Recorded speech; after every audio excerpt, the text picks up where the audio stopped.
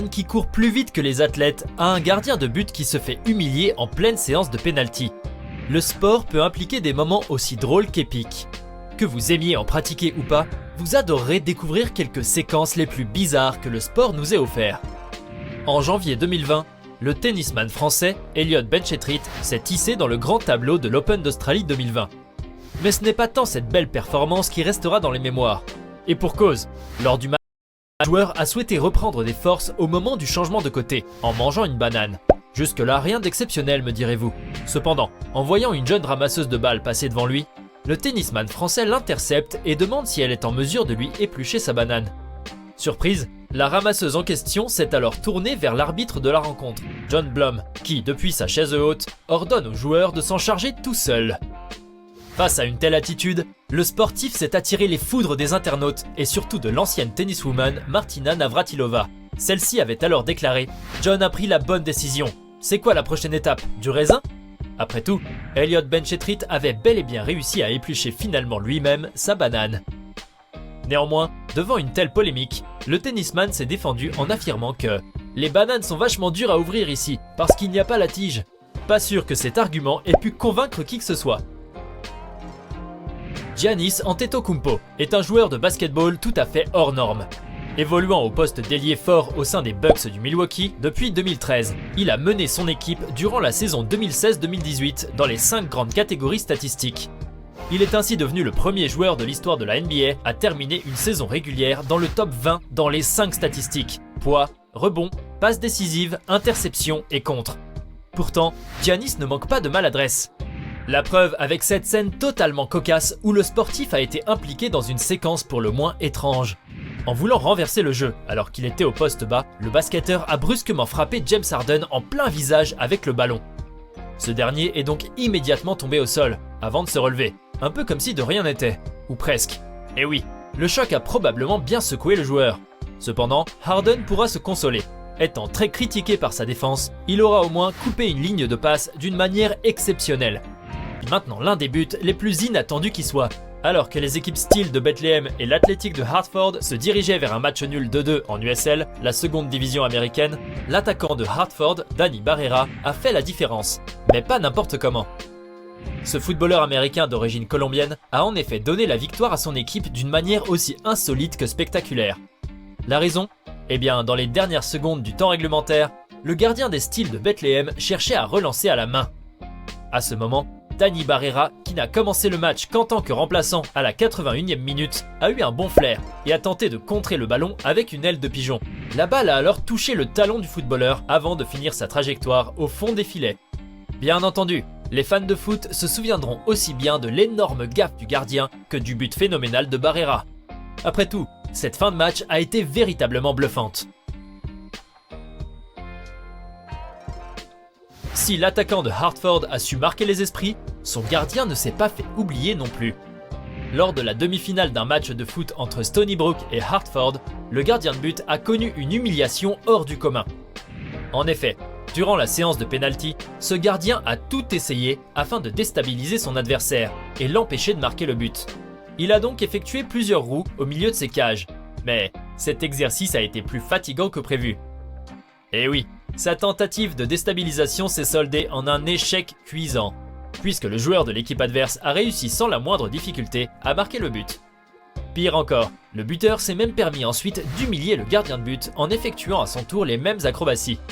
Il faut dire que la vengeance est un plat qui se mange chaud pour certains. Bien évidemment, cette séquence vidéo a très vite fait le tour du web, suscitant la moquerie de plusieurs internautes à travers le monde. Et on comprend pourquoi.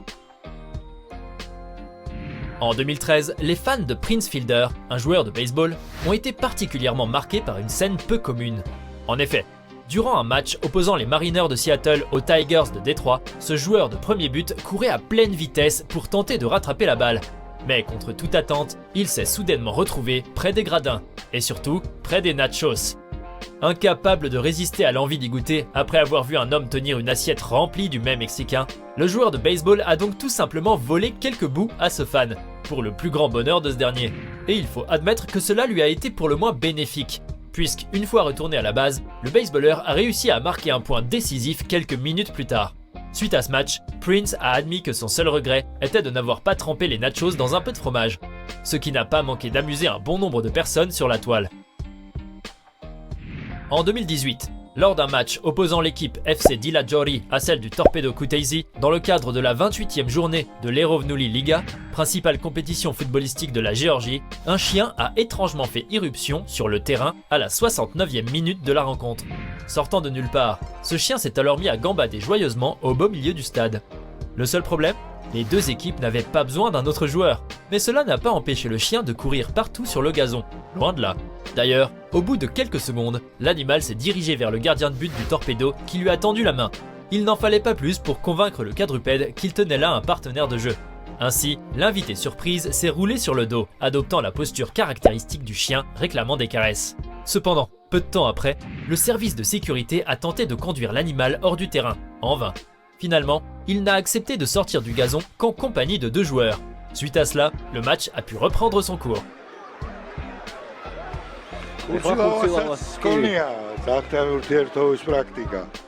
Avant de poursuivre cette vidéo, voici la question du jour.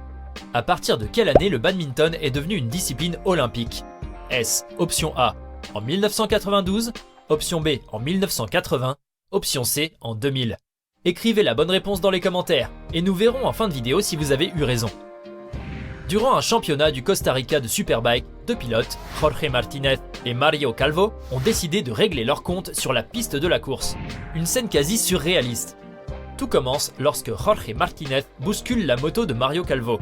Après avoir failli tomber, ce dernier s'est accroché à son adversaire avant de grimper sur sa monture. Bien décidé à se venger, Calvo a ainsi obligé son rival à s'arrêter. À ce moment, il lui a asséné un violent coup de poing sur le casque. Suite à cela, il s'est dirigé vers sa moto afin de reprendre la course, comme si de rien n'était. Tombé au sol, Martinez, qui était probablement un peu sonné par le coup qu'il venait de recevoir, a décidé de ne pas en rester là.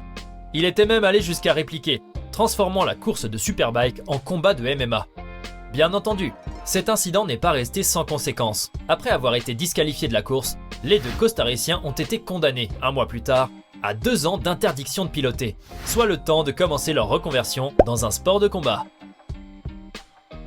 En 2018, lors d'un match entre la Corée du Sud et la Syrie pour les qualifications au mondial, 2 joueurs, Ala Ashbli et Kudja Sheol, se sont retrouvés dans une situation pour le moins insolite. En effet, Kudja Sheol avait tenté de prendre la balle à Ala Ashbli, mais tout ne s'est pas déroulé comme prévu. Pourquoi ? Tout simplement car ils se sont emmêlés les jambes à proprement parler, sans réussir à se séparer. D'ailleurs, une fois au sol, ils avaient bel et bien essayé de s'éloigner l'un de l'autre, mais sans succès.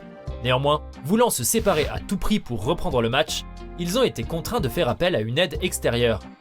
Au final, ils ont heureusement réussi à se délier rapidement par eux-mêmes.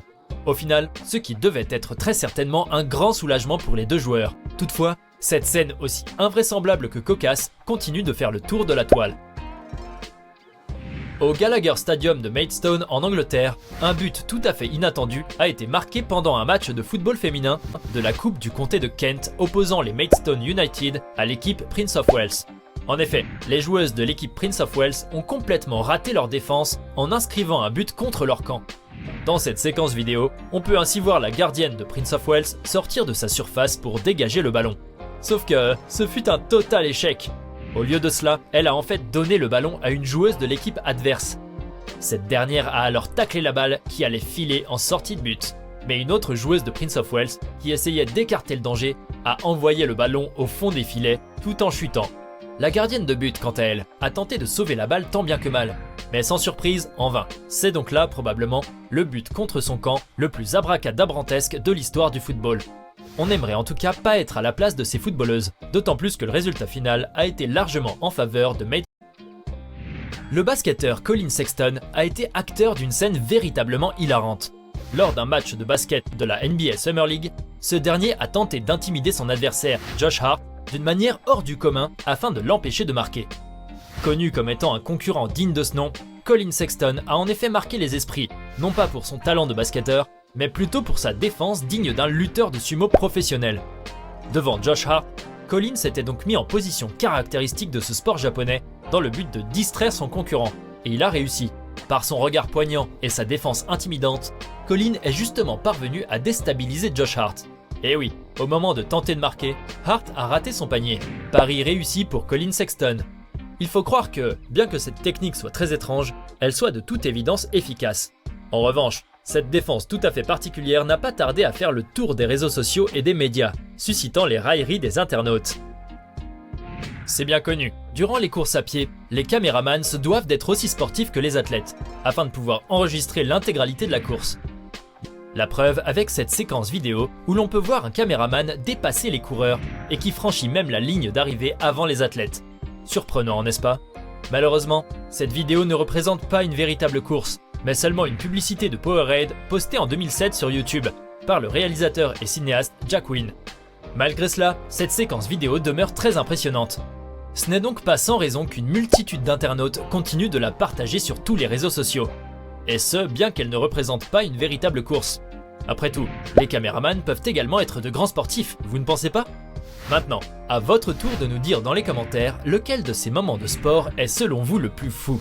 Sinon, le badminton fut présent pour la première fois en tant que sport officiel durant les Jeux Olympiques d'été à partir de 1992 à Barcelone. J'espère que vous avez été nombreux à trouver la bonne réponse.